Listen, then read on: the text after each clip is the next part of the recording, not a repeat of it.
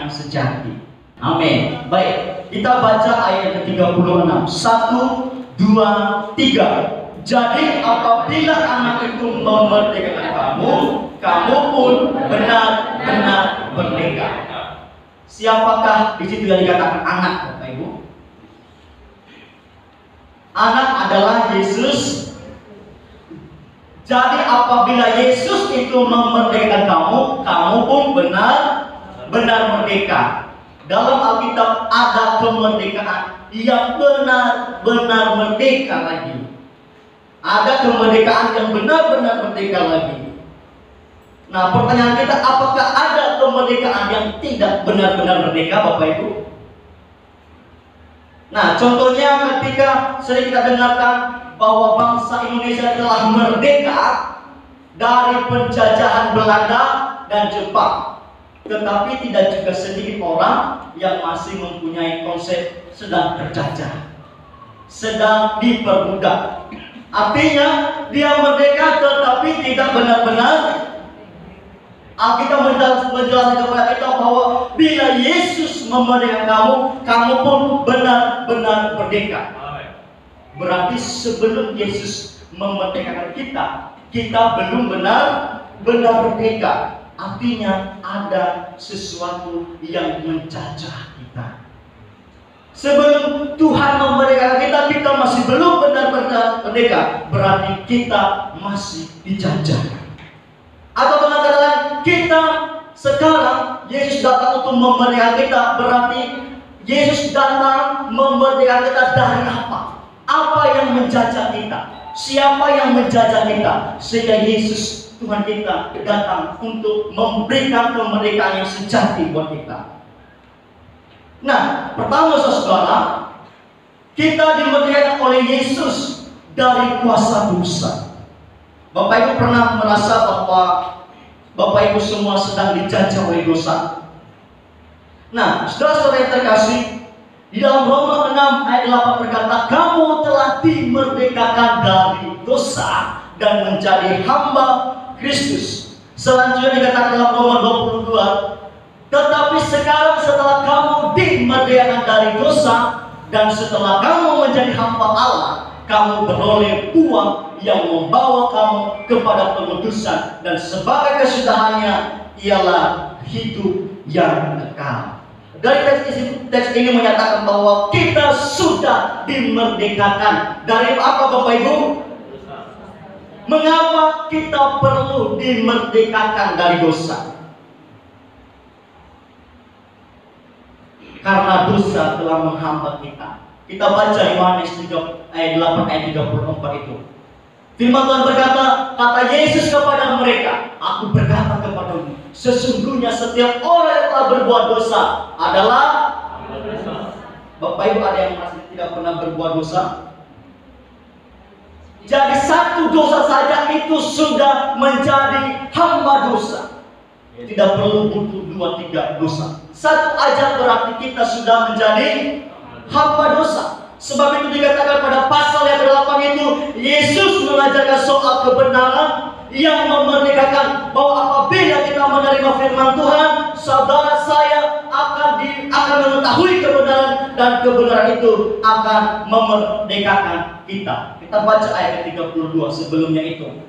Dan kamu akan mengetahui kebenaran, dan kebenaran itu akan memerdekakan kamu. Amin, saudara yang terkasih.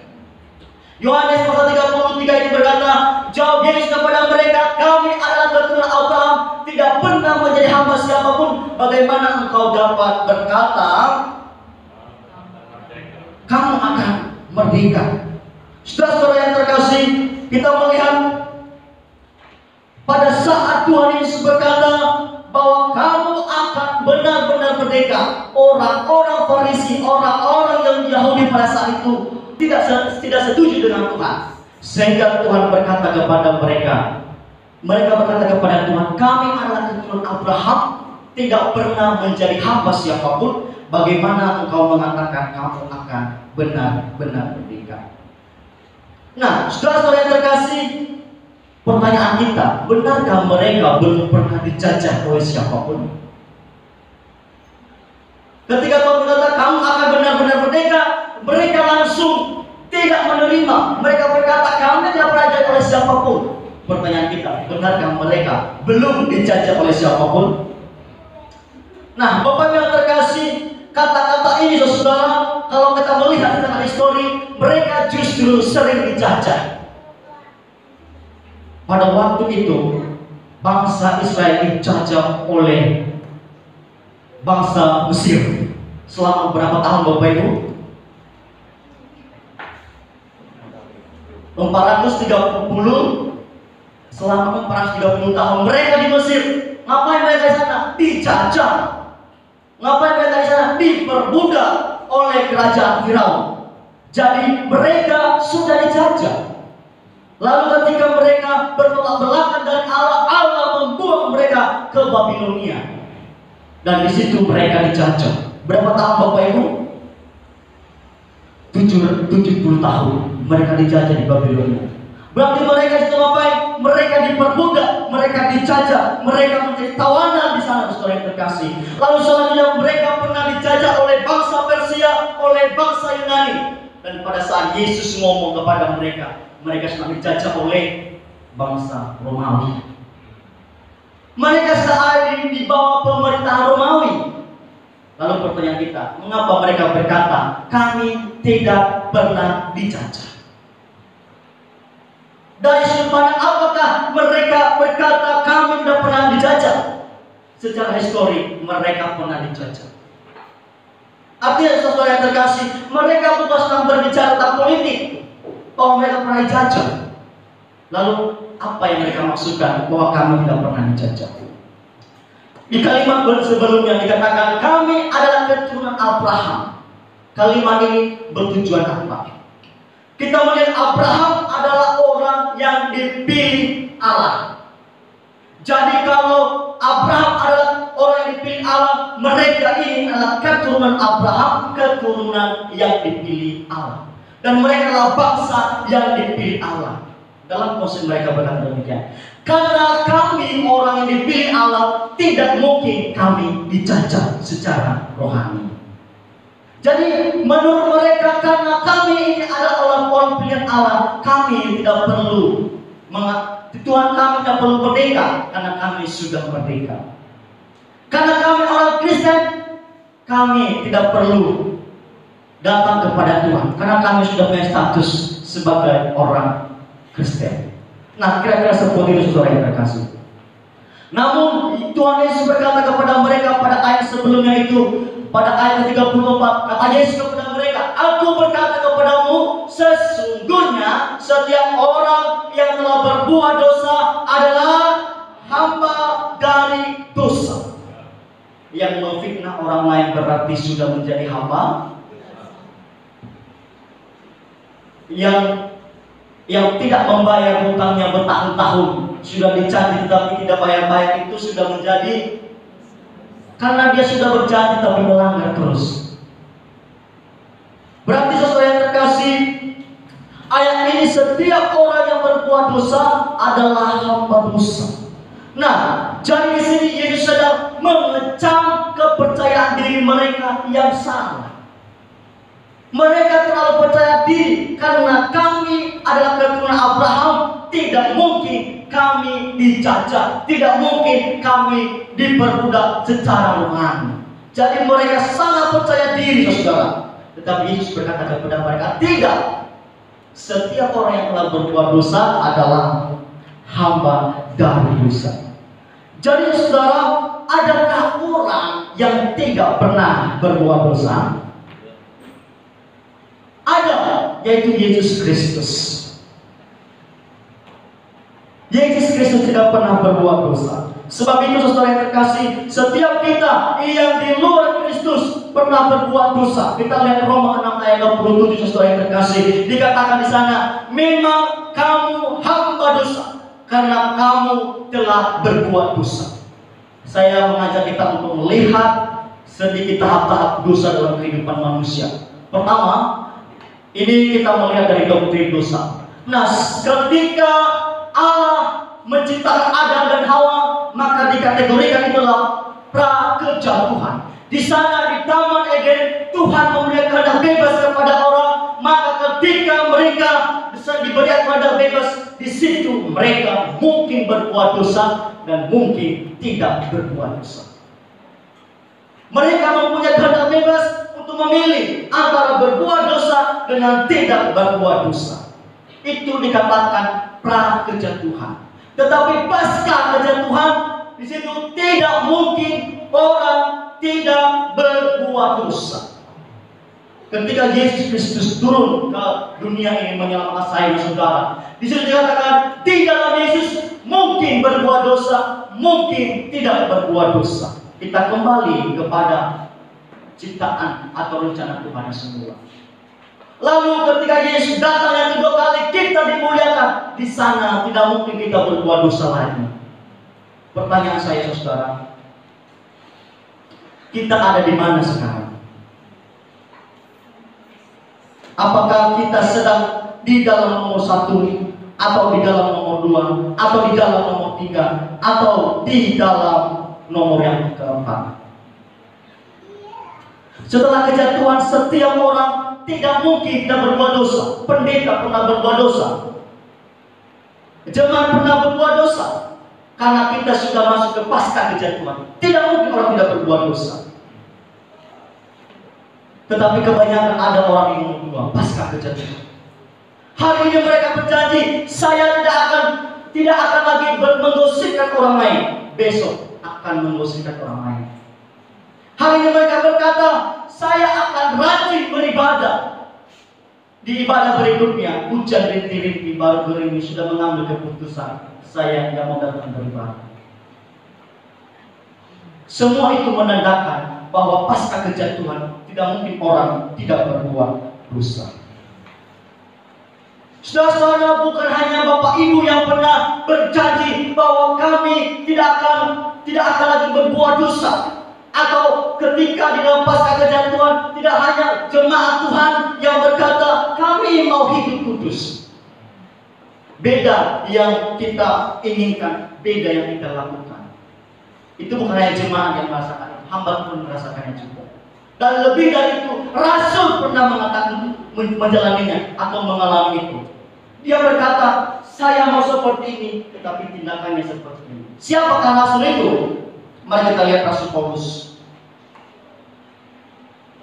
Dikatakan pada Roma 7 ayat 15, sebab apa yang aku perbuat aku tidak tahu, karena bukan apa yang aku kehendaki yang aku perbuat, tetapi apa yang aku benci itulah yang aku perbuat. Selanjutnya, jadi jika aku berbuat apa yang tidak aku kehendaki, aku menyetujui bahwa hukum Taurat itu baik. Ayat ke-17, kalau demikian bukan aku lagi yang memperbuatnya, tetapi dosa yang ada di dalam aku.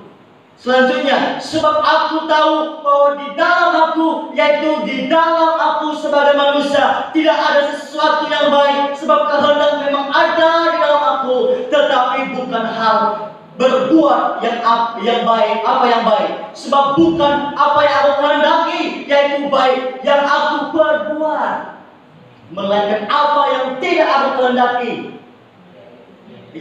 yaitu yang jahat yang aku. Haleluya, saudara yang terkasih.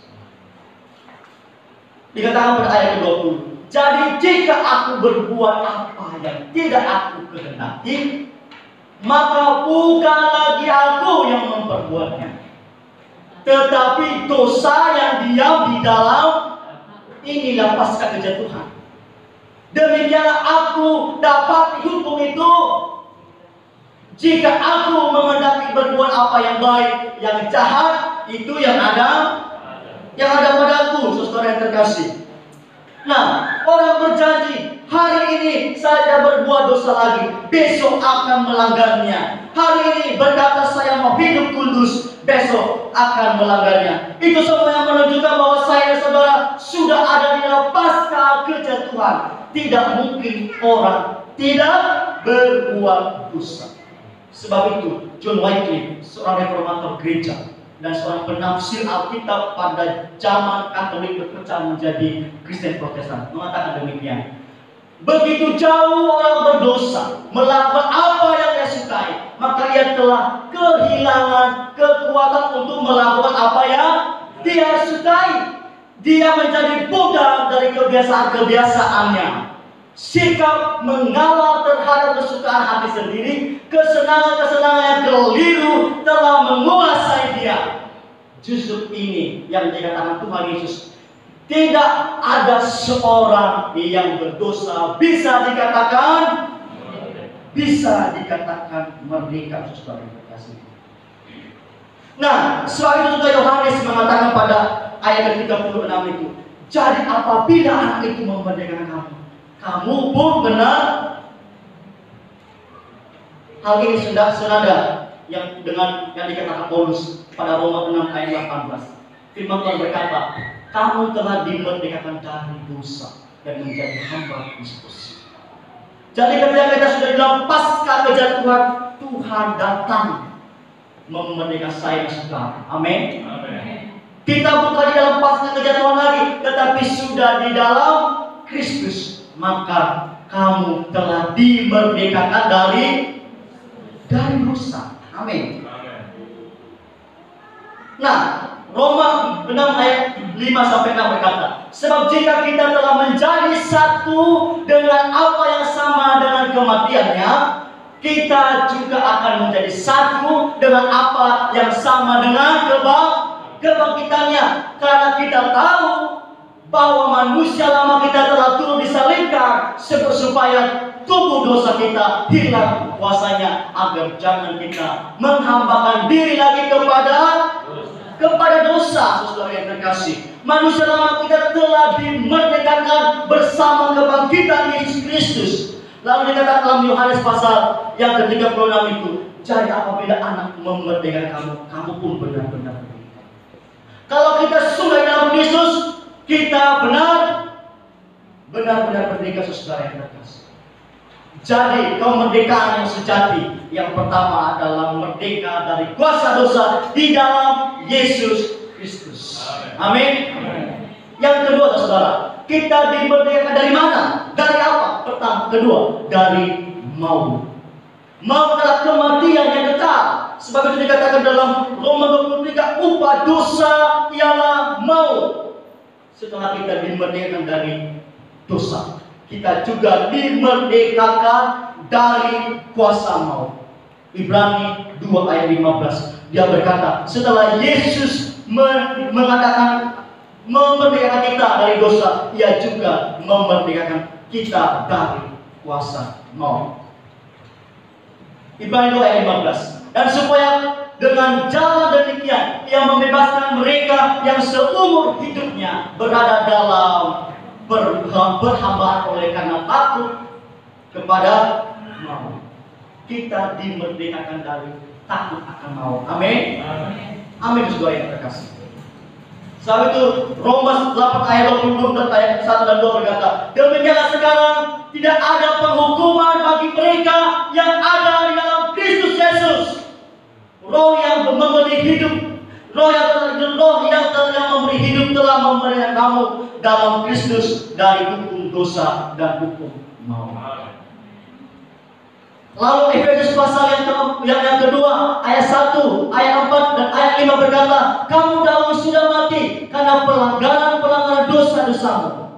Ayat keempat berkata, tetapi Allah yang kaya dengan rahmat, oleh karena kasih-Nya yang besar yang dilimpahkannya kepada kita, telah menghidupkan kita bersama-sama dengan Kristus. Sekalipun kita telah mati oleh kesalahan-kesalahan kita, oleh kasih-Nya, oleh kasih karunia, kamu telah, ya saudara yang terkasih, kita telah diselamatkan. Artinya apa? Artinya kemerdekaan ada di dalam Yesus Kristus. Amin. Kita lepas dari hukuman yang kekal karena kita menerima Yesus sebagai Tuhan Juru Selamat kita. Maka itulah kemerdekaan yang sejati. Bukan hanya kemerdekaan sebatas dunia, tetapi kemerdekaan hidup yang kekal. Itulah kemerdekaan yang sejati, saudara yang terkasih. Jadi orang yang ada di dalam Kristus tidak akan masuk dalam neraka. Orang yang ada di dalam Kristus tidak akan masuk dalam neraka. Amin. Roma 8 ayat 1. Demikian sekarang tidak ada penghukuman bagi mereka. Ya, tidak ada penghukuman bagi mereka yang ada di dalam Kristus. Pertanyaannya, apakah saya dan saudara ada di dalam atau di luar? Ada di dalam atau di luar? Efesus 2 ayat 6 berkata demikian. Dan di dalam Kristus Yesus Ia telah membangkitkan kita juga dan memberikan tempat bersama-sama dengan Dia. Haleluya, saudara. Kita diberikan tempat bersama-sama dengan Dia di surga. Jadi kemerdekaan yang Yesus berikan adalah kemerdekaan yang kekal. Kemerdekaan yang kekal. Apakah kita masih hidup secara jasmani? Ya. Lalu kalau Tuhan tidak mengizinkan kita mati, apakah itu artinya kita tidak mati secara jasmani? Kita mati secara jasmani, tapi bedanya kalau kita di dalam Kristus, kematian secara jasmani merupakan pintu gerbang masuk dalam surga. Amin. Tetapi kalau kita di luar, kematian merupakan hukuman bagi mereka yang tidak ada dalam Kristus untuk masuk dalam neraka. Jadi jika kita ada dalam Kristus, kematian Allah pintu gerbang untuk masuk ke dalam. Jadi kita semua sudah dimerdekakan. Amin. Apakah Bapak Ibu sudah mempunyai kemerdekaan sejati? Haleluya. Pertanyaan yang perlu kita perhatikan, setelah dimerdekakan oleh Yesus Kristus, bagaimana kita menghidupi kemerdekaan itu semasih kita hidup di dalam dunia ini? Bagaimana kita menghidupi kemerdekaan yang Tuhan Yesus berikan kepada saya dan saudara? Yang pertama, janganlah kamu mempergunakan kemerdekaan itu sebagai kesempatan untuk melainkan layanilah seorang akan yang lain oleh kasih dan hiduplah sebagai hamba dari Kristus. Galatia 5 ayat 13 berkata, saudara-saudara, memang kamu telah dipanggil untuk merdeka, tetapi janganlah kamu mempergunakan kemerdekaan itu, kemerdekaanmu, sebagai kesempatan untuk kehidupan dalam dosa. Kita lihat selanjutnya. Melainkan layanilah seorang akan yang lain oleh kasih. 1 Petrus 2 ayat 6c berkata, hiduplah sebagai hamba Kristus. Janganlah kamu mempergunakan kemerdekaanmu untuk hidup di dalam dosa. Amin. Kalau kita sudah dimerdekakan, maka tindakan kita menunjukkan bahwa kita sudah dimerdekakan. Tidak mungkin kita berkata saya sudah merdeka, tetapi buah dari kemerdekaan itu tidak kita realisasikan dalam hidup sehari-hari. Jadi kemerdekaan kita bisa melihatnya ketika kita melakukan apa yang baik yang dikehendaki oleh Allah. Amin, saudara. Yang kedua, bagaimana cara hidup kita supaya kita bisa menghidupi kemerdekaan itu? Yang kedua, ada buah yang membawa hidup saya dan saudara kepada pengudusan. Ada buah yang membawa hidup saya dan saudara kepada pengudusan. Sebab itu dikatakan dalam Roma 6 ayat 22 berkata, tetapi sekarang setelah kamu dimerdekakan dari dosa dan setelah kamu menjadi hamba Allah, kamu beroleh buah yang membawa kamu kepada pengudusan, dan sebagai kesudahannya ialah hidup yang kekal. Jadi saudara yang terkasih, kemerdekaan yang diberikan oleh anak adalah kemerdekaan yang berbuah. Amin. Kalau Roh Kudus ada dalam hati kita, maka kita akan bisa berbuah. Untuk itulah carilah kerajaan Allah, maka Tuhan ada di situ berkata kepada saya dan saudara. Amin. Pertanyaannya adalah, buah apa yang bisa kita lihat setelah kita sudah dimerdekakan? Dalam Galatia mengatakan buah roh ialah kasih, sukacita, damai sejahtera, kesabaran, kemurahan, kebaikan, kesetiaan, dan kelemahan lembut. Itu yang akan keluar jika saya dan saudara sudah benar merdeka. Jadi saudara yang terkasih, bagaimana kita hidup dalam kemerdekaan kita. Yang pertama, jangan mempergunakan kemerdekaan kita untuk hidup berbuat dosa, dan berbuatlah perbuatan yang merdeka itu. Amin. Kesimpulan yang buat kita, yang pertama, Kristus telah memerdekakan saudara dari dosa dan dari maut. Oleh sebab itu, hiduplah di dalam kemerdekaan itu.